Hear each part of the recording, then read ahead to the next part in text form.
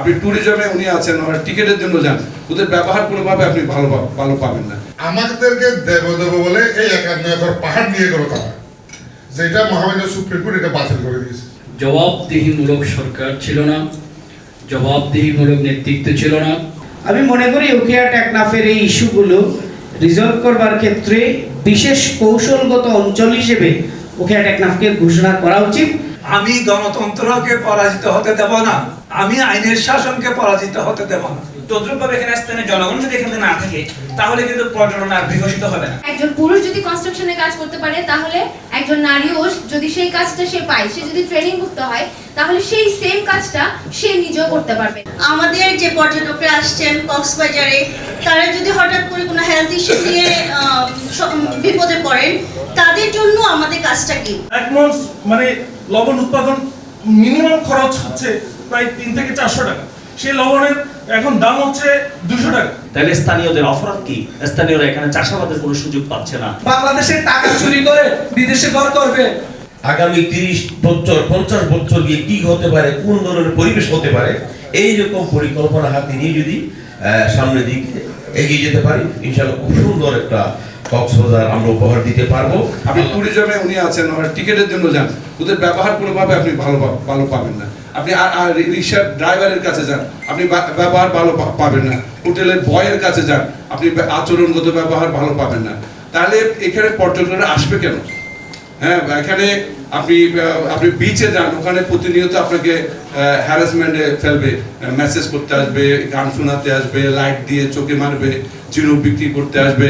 হ্যাঁ, আপনি পুরোভাবেই পরিবেশ এখানে পর্যটন বান্ধব না। তো এই বিষয়গুলো নিয়ে কথা বলতে হবে এবং পলিসি ঠিক করতে হবে, এবং এই ক্ষেত্রে আমাদের যারা প্রতিনিধি নির্বাচিত হবেন তারা ভূমিকা রাখবেন। এবং আমরা প্রত্যাশা করি এখানে আরেকটা যে বিষয় আছে, যে যেখানে পরিবেশের কথা বলে হোটেল করা যাবে না, এই করা যাবে না, সেই করা যাবে না, এখানেও একটি নীতিমালা হওয়া দরকার, যে নীতিমালার মাধ্যমে আমাদের পর্যটন খাতটি আরেকটু সম্প্রসারিত হতে পারে বা আধুনিক হতে পারে।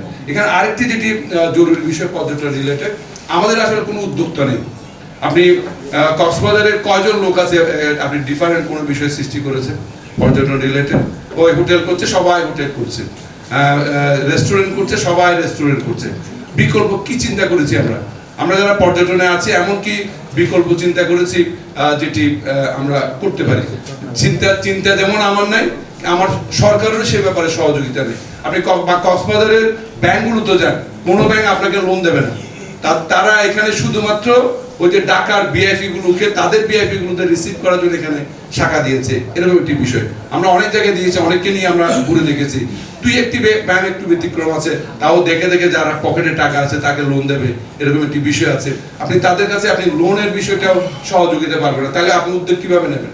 ওমেন চেম্বারে একটা নতুন মানুষ ধরলাম, বা একটা জুনিয়র চেম্বার বা চেম্বারের একটা লোক নতুনভাবে কিছু একটা সৃষ্টি করতে চাইলো, তার অর্থনৈতিক সচ্ছলতা নাই, কি করবে?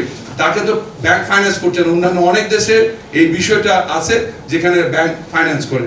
কলাতলিতে কোনো পরিবেশ আছে, গন্ধ, এই যে রুট যদি হেঁটা যায়, এখানে গন্ধের কোনো শেষ আছে? এখানে তো বাংলাদেশের সব এলাকারা, বাইরের সব এলাকারা এসে থাকে না। তো এই জন্য আপনাদের, আমি যেহেতু এক্সপার্ট, আমি একটা পরামর্শ দিতে পারি যে রাজনৈতিক নেতৃত্ব এবং আমরা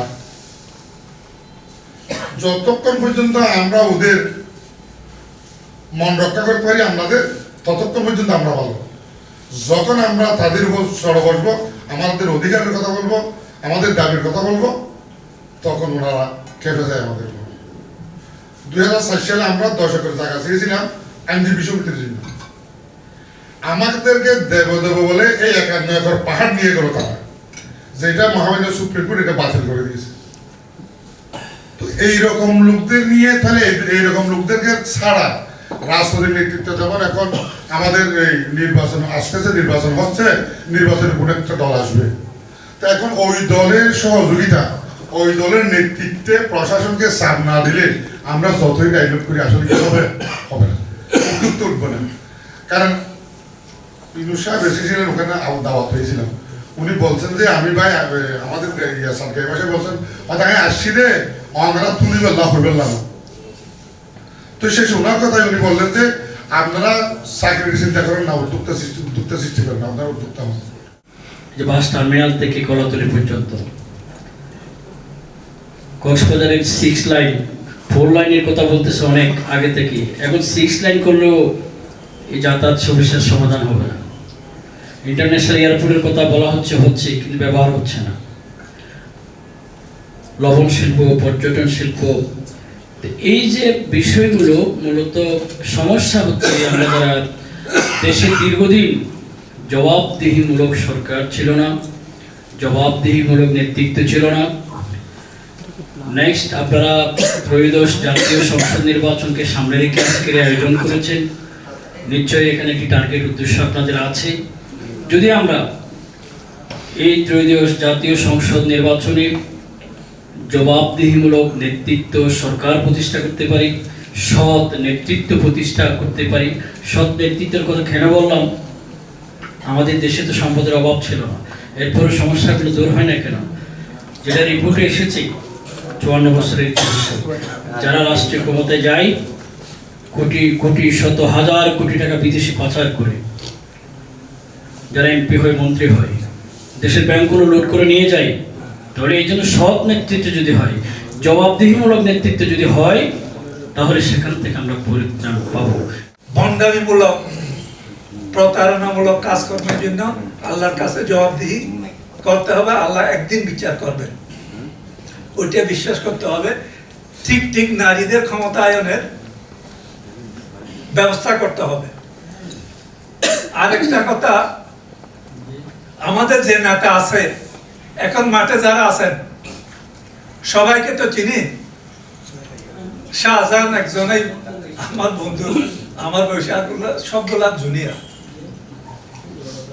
আপনাদের প্রতিজ্ঞা হতে হবে, প্রকাশ্যে বলতে হবে, ঘোষণা করতে হবে, আমি পরাজিত হতে পারি, আমি গণতন্ত্রকে পরাজিত হতে দেব না, আমি আইনের শাসনকে পরাজিত হতে দেব না। তাহলে ভোটে কারচুপি হবে না। টেন্ডেন্সি যদি থাকে, প্রতিজ্ঞা যদি থাকে, মানুষ খুন করে হলে আমাকে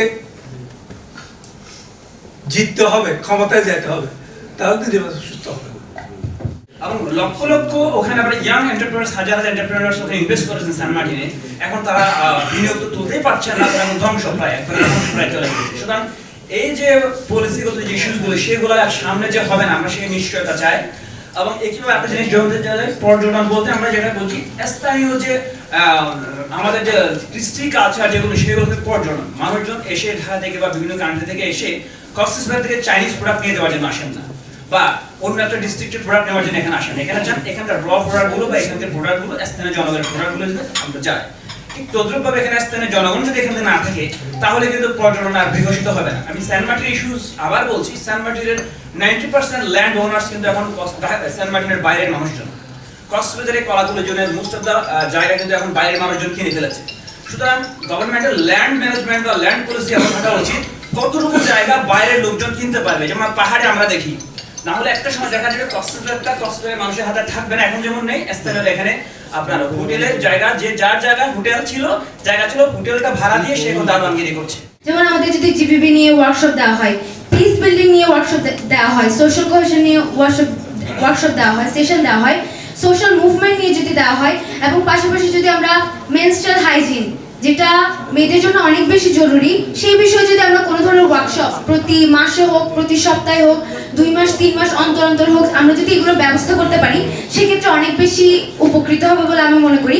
আরেকটি হচ্ছে মতামত প্রকাশের যে বিষয়টা, আমরা যখন বিভিন্ন জায়গায় যাই দেখতে পাই অনেক সময় সবাই একসাথে থাকলেও সবাইকে কথা বলতে দেওয়া হচ্ছে না, সমানভাবে বিভিন্ন ধরনের কথা তুলে ধরতে বলা হচ্ছে না, এবং কেউ যদি কোনো একটা কথা বলেও সেই কথাটাকে কিভাবে আমি প্রায়োরিটাইজ করব, সেই বিষয়টাকে আমরা লক্ষ্য করছি না।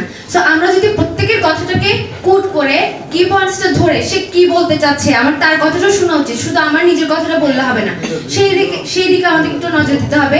পাশাপাশি নারীর ক্ষমতায়নের কথা যেটা বলা হয়েছে, আমি আগে বলেছি, আমরা যদি স্কুল কলেজগুলোতে বিভিন্ন ধরনের স্কিল ডেভেলপমেন্টের ব্যবস্থা করি, সেক্ষেত্রে সে যেভাবে কনস্ট্রাকশন ওয়ার্ক শিখতে পারবে, সেটা একজন শুধুমাত্র পুরুষের জন্য না, সেই কনস্ট্রাকশন কাজটা যদি আমি একজন নারীকেও শেখাতে পারি, সেক্ষেত্রে কিন্তু তার যদি ভবিষ্যতে কোনো বাড়ির কাজ করে, নিজের বাড়ি হোক বা অন্যের বাড়ি, আমি একজন নারীকেও সেই জায়গায় দাঁড় করাতে পারি যে একজন পুরুষ যদি কনস্ট্রাকশনে কাজ করতে পারে, তাহলে একজন নারীও যদি সেই কাজটা সে পায়, সে যদি ট্রেনিং মুক্ত হয়, তাহলে সেই সেম কাজটা সে নিজেও করতে পারবে। কক্সবাজারের মানুষ হিসেবে একজন পর্যটকের একটা সেবা করার চেষ্টা করেছি, কিন্তু এই খাতটাতে নিয়ে আপনার কেউ কথা বললেন না। স্বাস্থ্য খাত নিয়ে যদি আমরাই বেঁচে না থাকি, আমাদের যে পর্যটকরা আসছেন কক্সবাজারে, তারা যদি হঠাৎ করে কোনো হেলথ ইস্যু নিয়ে বিপদে পড়েন, তাদের জন্য আমাদের কাজটা কি? দেখা যায় কি ডায়ালাইসিসের রোগী আসছেন কক্সবাজারে, কোথাও ডায়ালাইসিসের ব্যবস্থা নেই। আমরা ইউনিয়ন হসপিটাল চেষ্টা করছি, দেখা যায় একটা রোগী যদি মারা যায় ডায়ালাইসিসে, আমাদের পিছনে অনেক মানুষ লেগে যায়। এই যে উন্নয়নের দিকে যে আমরা কাজগুলো করার চেষ্টা করছি, আমাদের অ্যাপ্রিসিয়েশন বাদ দিয়ে আমাদেরকে নেগেটিভভাবে প্রচার করা হয়। এই জায়গাটাতেও কিন্তু কাজ করা দরকার, এই জায়গাটা এই মনোভাবটাতেও পরিবর্তন আসা দরকার। সল্ট নিয়ে কক্সবাজারের অন্যতম এই যে মানে কক্সবাজার মানুষের অন্যতম আয়ের উৎস এই সল্ট। কে কি করছেন? এক মন মানে লবণ উৎপাদন মিনিমাম খরচ হচ্ছে প্রায় 3 থেকে 400 টাকা, সেই লবণের এখন দাম হচ্ছে 200 টাকা। কেউ কোনো কথাই বলছেন না। তার মধ্যেই আবার হচ্ছে ওই 1 লাখ মেট্রিক টন লবণের জন্য আমদানির জন্য অনুমোদন। বেসিক আমরা কেন প্রেশারাইজ করতে পারছি না? বন্ধ করে দেন না, বেসিক থেকে লবণটা বন্ধ করে দেন, বের করে দেন লবণ, আমরা বেসিকে থাকবো না। বেসিক আমাদেরকে পেট্রোলাইজ করছে না। আমাদের আজকে যারা যে লবণ শ্রমিক আছে তাদের জন্য বেসিক কি করছে? আমরা কেন বেসিকের কথা শুনবো?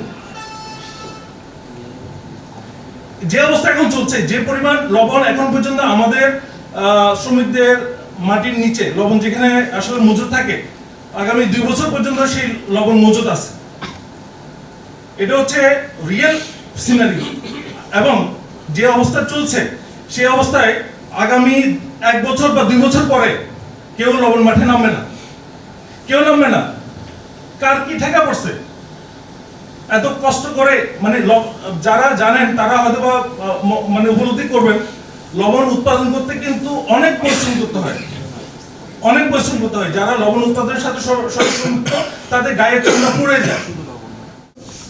আমরা তো সৌভাগ্যের চাবিকাঠি আমাদের হাতে। কখনো আমাদের জন্য বিনিয়োগ করবে, বিদেশি বিনিয়োগ আসবে, সেটার জন্য আমরা আমাদের সম্পদকে সুষ্ঠুভাবে এটাকে ব্যবহার এবং মান উন্নয়ন সবকিছু আমাদের হাতে। অতএব আসেন আমরা যারা কক্সবাজারে আছি, তারা আমাদের কক্সবাজারকে আমাদের মতো করে সাজিয়ে যা দেখে বিশ্ব তাকিয়ে থাকবে। সেই টেকনোলজি বা সেই দক্ষতা আমাদের অর্জন করতেই হবে। কক্সবাজারের যে সড়কটি আছে, চট্টগ্রাম কক্সবাজার সড়কটি, এটি অতি শীঘ্রই আমাদের এখন প্রাণের দাবি হয়ে গেছে এটিকে 4 লেনে উন্নীত করা। আমরা এই মৃত্যুর মিছিলের সাথে আমরা প্রায় প্রতিদিনই আমরা বিভিন্ন সংবাদ মাধ্যমে মৃত্যুর মিছিল দেখতে পাই। আমাদের এটি অনেক দিন ধরে আমরা বিভিন্ন মহলে দাবি জানিয়ে এসেছি, কিন্তু আমরা এটির সঠিক বাস্তবায়ন এই আগামী সংসদ সদস্যদের কাছে আমরা এটার প্রতিশ্রুতি এবং এর বাস্তবায়নটা অতি শীঘ্রই দেখতে চাই। এটি শুধু আমাদের পর্যটনেই উন্নতি ঘটাবে এমনটি নয়, এটা আমাদের ব্যবসা বাণিজ্য সহ আমাদের জনগণের নিরাপত্তার বিষয়টিও আমাদেরকে নিশ্চিত করবে। এর পাশাপাশি আমি আমাদের যে ব্লু ইকোনমি নিয়ে আমরা 2023 সালে আমি যখন জেসিআই কক্সবাজারের প্রেসিডেন্ট ছিলাম, আমরা কউকের সাথে একটি জয়েন্টলি সেমিনার করেছি। এটা অলরেডি জেসিআই বর্তমান প্রেসিডেন্ট জিশান মনোহর আপনাদেরকে ইনফর্ম করেছে। তো ব্লু ইকোনমির বিভিন্ন সেক্টর আছে, শুধু যে ট্যুরিজম এমন না, এটার সাথে ফিশিং, মেরিন অ্যাকোয়াকালচার, তারপরে আপনার বিভিন্ন খনিজ সম্পদ এবং সি রুট যেটা এই ধরনের বিভিন্ন বিষয় নিয়ে আমরা প্রত্যেকটা সেক্টরে ওয়াইজ অ্যাড্রেস করে যদি আমরা আমাদের এই সম্ভাবনাগুলো খুঁজে বের করি এবং আমাদের কি সহায়তা প্রয়োজন সেই জিনিসটা যদি আমরা খুঁজে বের করি, তাহলে আমরা, আমার মনে হয় আমাদের যদি সেই ধরনের এক্সপার্টাইজ না থাকে, আমরা বাইরের দেশ থেকে সেই এক্সপার্টাইজ হায়ার করে আমরা এই সম্পদ থেকে আমাদের দেশের একটা বড় আয়ের উৎস বের করতে সক্ষম হব। ধরেন এই মাদক মানব পাচার নিয়ে অনেক বেশি এখানে কক্সবাজারকে নেতিবাচকভাবে আমরা দেখি, কিন্তু এই যে আমাদের যে গোল্ডেন ট্রায়াঙ্গেল, এই যে থাইল্যান্ড, লাওস এবং মিয়ানমার এর যে 3 দেশের যে মেকং নদীর তীরে যে সংযোগ স্থল, এটা এখান থেকে কত দূরে? খুব কাছে। তো দুনিয়ার সবচেয়ে বড় যে আপনার মাদকের সাম্রাজ্য বলা যায়, এইটার কারণেই আমাদের এইদিকে এই প্রভাবটা অনেক বেশি। তো আমি এই 3টা ইস্যুকে ইন্টারকানেক্টেড মনে করি এবং এনসিপির পক্ষ থেকে 10 দলের প্রার্থীদেরকে আমরা অলরেডি একটা মেসেজ দিয়েছি যে রাজনৈতিক অঙ্গীকারে যেন আপনারা এই 3টা ইস্যু রিজলভ করবার ক্ষেত্রে সরকারের যদি আপনারা যান তাহলে সীমান্ত উন্নয়ন কর্তৃপক্ষ আপনারা প্রতিষ্ঠা করবেন। দ্বিতীয়ত, আমি যে আসনের ভোটার উখিয়া টেকনাফ, আমি মনে করি উখিয়া টেকনাফের এই ইস্যুগুলো রিজলভ করবার ক্ষেত্রে বিশেষ কৌশলগত অঞ্চল হিসেবে উখিয়া টেকনাফকে ঘোষণা করা উচিত। উখিয়া টেকনাফের যিনি 10 দলের প্রার্থী, তার কাছে আমি অলরেডি মেসেজ দিয়েছি। আমরা মুখে মুখে বলছি 25% হোস্ট কমিউনিটির জন্য বরাদ্দ, এটা বায়বীয় জিনিস, এটা বায়বীয়। জনপ্রতিনিধির সামনে যারা আসবেন, এনজিও লিডারদের সাথে বসতে হবে, গলা টিপে ধরতে হবে, তুমি 25% কোথায় খরচ করছো আমাদেরকে হিসাব দাও। এটা মুখে মুখে, কিন্তু এটার কোনো কিছু নেই। উখিয়া এবং টেকনাফে মরিচা লাল ব্রিজের পরে 200+ বিল্ডিং হয়েছে উখিয়া এবং টেকনাফে, কারণ আমরা মনে করেছিলাম বিল্ডিংগুলো হচ্ছে আমরা এখানে এনজিওদেরকে মোটা চড়াও দামে ভাড়া দিতে পারবো। বর্তমানে 80% বিল্ডিং খালি অবস্থায় পড়ে আছে। যারা বিল্ডিংগুলো করেছে তারা ব্যাংকের লোন এখন দিতে পারছে না। বড় ভয়াবহ অবস্থার মধ্যে আমরা আছি। আরেকটা বিষয়, প্রায় 3 একরের বেশি জমি রোহিঙ্গা ক্যাম্পে অনাবাদী অবস্থায় আছে। রোহিঙ্গা ক্যাম্পের বর্জ্য, প্লাস্টিক যা আছে এগুলোতে ভরে গিয়েছে। তাহলে স্থানীয়দের অপরাধ কি? স্থানীয়রা এখানে চাষাবাদের কোনো সুযোগ পাচ্ছে না। তাহলে সঠিক নেতৃত্ব যদি আসে, শরণার্থী ত্রাণ ও প্রত্যাবাসন কমিশনার কার্যালয়ের সাথে পলিটিক্যাল লিডাররা বসে অনাবাদী যেগুলো জমি আছে এগুলোকে চাষযোগ্য করাটা আমাদের জন্য অসম্ভব উচিত। আমরা সবসময় বলি সুন্দর একটা কক্সবাজার চাই, কিন্তু ওই সুন্দর কক্সবাজার গড়ে উঠাইবার জন্য এটা কিভাবে করতে হয় সেই ব্যবস্থাপনাটা আমরা নিই না। তার পিছনে কয়েকটি কারণ রয়েছে। একটা হলো আমরা দল মধ্যে উর্ধে উঠে কোনো কাজ করতে পারি না। দ্বিতীয়ত, আমরা এই যে বৈচিত্রিক সৌন্দর্য, প্রাকৃতিক সৌন্দর্য, এগুলিকে বিলীন করে অন্য কিছু কৃত্রিম সৌন্দর্য করতে চাই। তৃতীয় নম্বরে হলো আমরা আমাদের এই যে ব্যবস্থাপনার খুব বেশি অভাব। সুন্দর পরিকল্পনা, যে পরিকল্পনা যদি আমরা আগে থেকে করতে পারি, ওই পরিকল্পনার ভিত্তিতে যদি আগামী 30 বছর 50 বছর গিয়ে কি হতে পারে, কোন ধরনের পরিবেশ হতে পারে, এই রকম পরিকল্পনা হাতে নিয়ে যদি সামনের দিকে এগিয়ে যেতে পারি, ইনশাআল্লাহ খুব সুন্দর একটা কক্সবাজার আমরা উপহার দিতে পারবো। আমরা চাই কক্সবাজারের জন্য জনকল্যাণকর এবং মানবিক, দেশপ্রেমিক যে নেতা আমাদেরকে কি করবে, ভবিষ্যৎ সংসদে গিয়ে আমাদের জন্য কথা বলবে, আইন পাস করবে, সেই সমস্ত নেতা আমরা চাই। এবার আসেন, যে নেতারা যদি আমাদের বাংলাদেশের টাকা চুরি করে বিদেশে ঘর করবে, ডুয়াল সিটিজেনশিপ নেবে, সেকেন্ড হোম করবে, সেই সমস্ত নেতা এখানে চাই না। আমরা আজকে বলে গেলাম, এই আগামীতে যদি এই ধরনের নেতা কক্সবাজারে আসে, আমরা সরাসরি তাদের বিরুদ্ধে স্মারকলিপি দেব, তাদের বিরুদ্ধে সবসময় কি সোচ্চার থাকবো এবং মিডিয়া ফোকাস করবো। এটাই আমাদের প্রতিজ্ঞা। এই ধরনের নেতা আপনারা যারা আছেন, আল্লাহর রাস্তায় আপনারা সংশোধিত হয়ে যান। আমরা কক্সবাজারে সৎ, যোগ্য এবং দেশপ্রেমিক নেতা চাই। এই বলে আমার বক্তব্য শেষ করলাম। আসসালামু আলাইকুম ওয়া রাহমাতুল্লাহ। আমরা অনেক আলোচনা করি, কিন্তু দেখা যাবে আমরা এখানে যারা আছি, আমরা আগামী 12 ফেব্রুয়ারি ভোটটা দিব হয়তো একজন দুর্বৃত্তকে, ভোটটা দিব হয়তো একজন দখলবাজকে, ভোটটা দিব হয়তো একজন অসৎ লোককে। তো আমাদের প্রয়োজন যে এখানে সকল উন্নয়নের, সকল সমৃদ্ধির পথে একমাত্র বাধা হচ্ছে দুর্নীতি। আপনার ইন্ডোনেশিয়ার অবস্থান যাই হোক, আপনার রাজনৈতিক অবস্থান যাই হোক, আপনি যদি দুর্নীতিকে প্রশ্রয় দেন তাহলে কখনো সুশাসন আসবে না, সুশাসন না আসলে কখনো একটি সমৃদ্ধ কক্সবাজার হবে না। সেজন্য আমি আশা করব আমরা প্রত্যেকেই যেন আগামীতে যারা নির্বাচিত হয়ে আসবেন সবাইকে একটা কমিটমেন্ট আমাদেরকে দিতে হবে, আমি নিজে দুর্নীতি করব না এবং সেই সাথে আমি দুর্নীতিবাজকে কিংবা দুর্নীতি প্রবণ নেতা কর্মীকে আমি প্রশ্রয় দেব না। এই জায়গাটা যদি আমরা কমিটমেন্টে আসতে পারি তাহলে দেখা যাবে কক্সবাজার আরো বেশি উন্নতি হবে এবং সমৃদ্ধ হবে। আমি